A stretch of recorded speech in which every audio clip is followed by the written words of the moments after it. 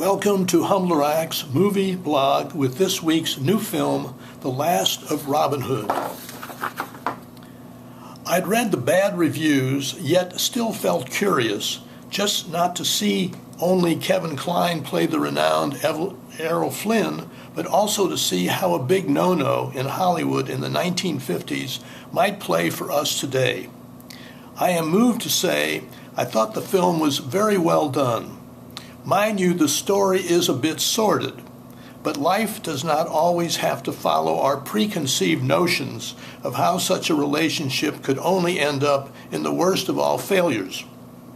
You see, this is a tale of a well-known Lothario, at 48 years old, catching sight of a young woman strolling innocently on a Hollywood lot on her way to rehearsal for a chorus part in a movie. Flynn has his man track where she went and tells her that someone would like to meet her. "Who is that?" she asks. "Errol Flynn." Two words which in those days would sound like getting a call from the Pope or the President of the U.S. Her name is Beverly Adlin, and she is played by Dakota Fanning. She goes home and tells her mother, Florence, played by Susan Sarandon. This mother of hers has been trying to groom Beverly since age 2 to reach stardom, so even though Errol Flynn is older than Beverly's dad, her mother allows her to meet Flynn to audition. We all guess what that means. The truth turns out to be that Flynn really is smitten with this young woman, and when he deflowers her, he has no idea that she is only 15. That is hard to swallow until we look around even now and find 15-year-old girls who could pass for 18 or more. The rest of the movie finds them becoming more and more of an item, but one they try to closely shield from public scrutiny by that segment of the press that thrives on celebrities' moral indecencies. Secrecy was easier then. The co-writers and co-directors of this film, Richard Glatzer, Wash Westmoreland, have no large axe to grind or pulpit to shake from, and take aim at simply showing us these two outliers from current moral codes trying to live their fishbowl lives and at the same time and in a genuine way engage in a mutual love. Of course, in the background is Florence, the mother, who is only praying their love will last long enough for Beverly to become a star in her own proven right. Flynn was a deeply flawed individual with a reckless drive to dissipate, principally by shooting drugs in his worn system and drinking and smoking without concern for what it was doing to his lifespan. He was fighting his demons with the same sort of passion he used to get women.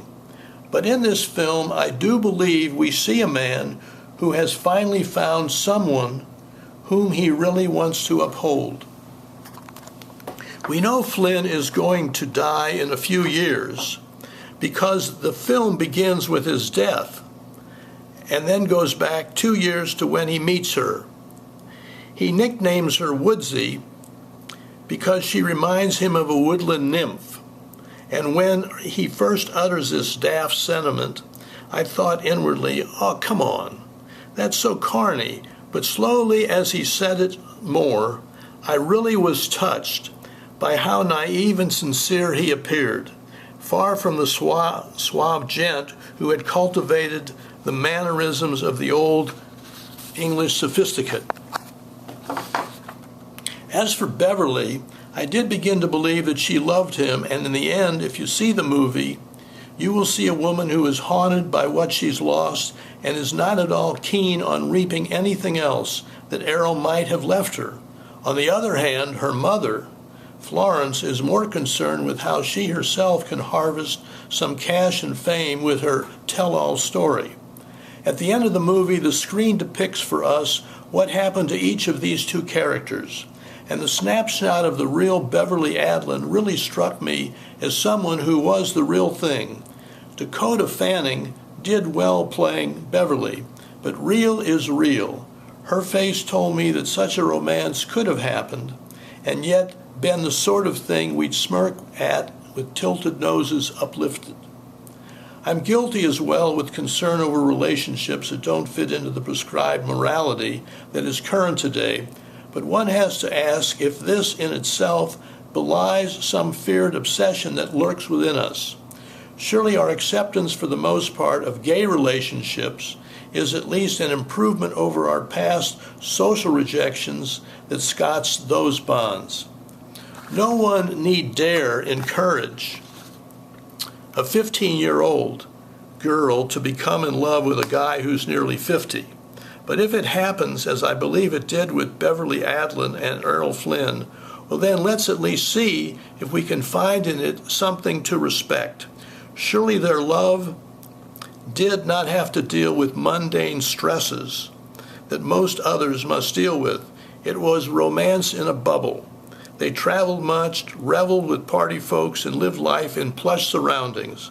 And yet they tried to feed whatever inner self they still possessed, which hadn't been obliterated by vainglorious strivings that Hollywood often demands.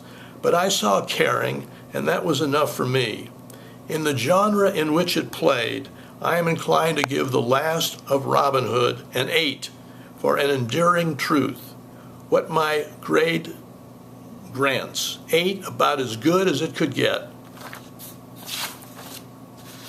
Hopefully next week I'll be back with another report on the latest movie. Thank you.